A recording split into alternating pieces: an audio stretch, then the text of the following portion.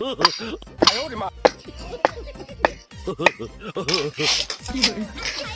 বিকা, স্কুল যাবি নি? এক সপ্তাহ ধরে স্কুল যাসনি, স্যারটা যাট বলেছে।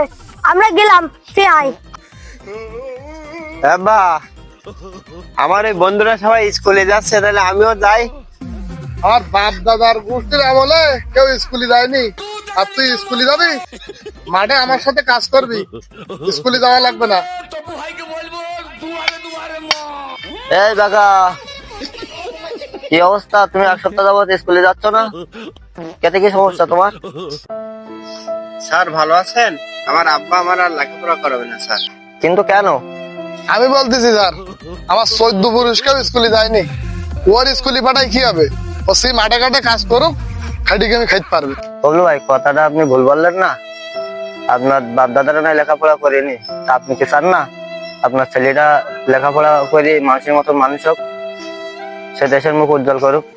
হ্যাঁ চাই, আমার এভাবে কোনোদিন কেউ জ্ঞান দেয়নি।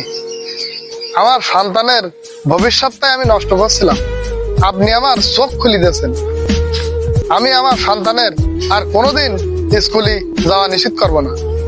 আমি বলতে চাই যে আমি ভুল যাচ্ছিলাম, কিন্তু কেউ যেন কোনো সন্তানের ভবিষ্যৎটা যেন নষ্ট না করে। সবার সন্তানের স্কুলে পড়াবে।